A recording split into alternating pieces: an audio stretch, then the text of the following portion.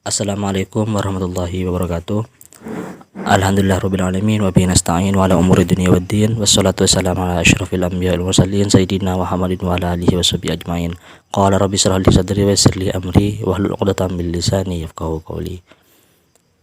Yang saya ta'zimi Kiai Abdul Khaliq beserta jajaran pengurus Musalla Nurul Islam yang saya ta'zimi, yang terhormat Dekan Fakultas Usuluddin dan Dakwah Bapak Umar Bukhari beserta jajaran dosen lainnya, dan tak lupa pula para hadirin yang dirahmati Allah.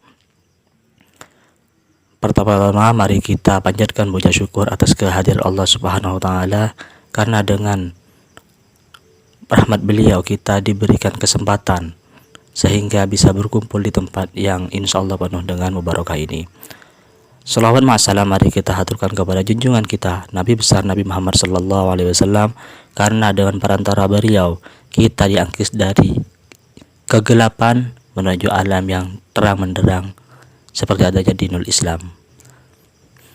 Pada kali ini saya akan menyampaikan tentang modernisasi dalam persatuan Islam. Apa itu modernisasi?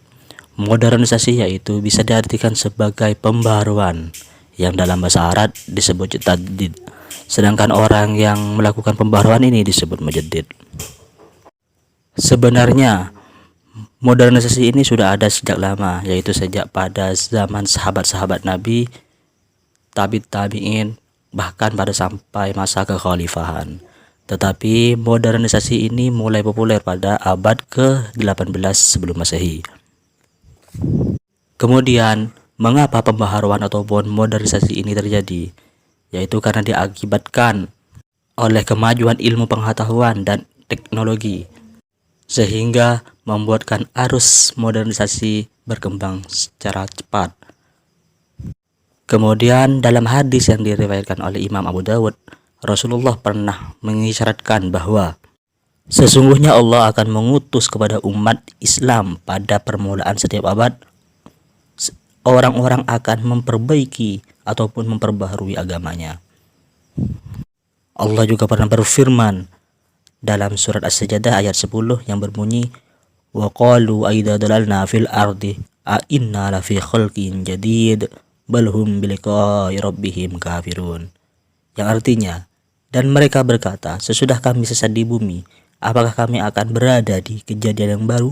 Bahkan mereka bertemu dengan Tuhan mereka dalam keadaan kafir. Kemudian Allah juga berfirman dalam surat Al-Isra ayat 49 yang berbunyi, wa qalu wa idza kunna idzaman rafatna inna lamam'utsuna khalqan jadida. Yang artinya, dan mereka berkata, apakah kita sudah jadi tulang dan barang yang rapuh, maka kita akan dibangkitkan sebagai kejadian yang baru. Para hadirin yang dirahmati Allah, dengan adanya firman-firman Allah di atas barusan, dapat kita simpulkan bahwa pembaharuan ataupun modernisasi ini sangat penting bagi kita maupun masa depan. Itu sangat penting dan sangat dibutuhkan. Kemudian beralih pada apa saja hal yang mendorong lahirnya gerakan pembaharuan ini. Di sini ada 3. Yang pertama, karena adanya sifat jumud atau stagnan, yang artinya pada masa itu masyarakat Islam hanya berpikiran hanya itu saja, tidak berpikiran bagaimana ke depan, tidak berpikir bagaimana masa depan nantinya, sehingga mereka hanya berpikir di situ saja, tidak memikirkan pembaharuan ataupun yang lain, sehingga membuat mereka ketertinggalan daripada dunia barat. Yang kedua, karena perpecahan pada umat Islam pada saat itu.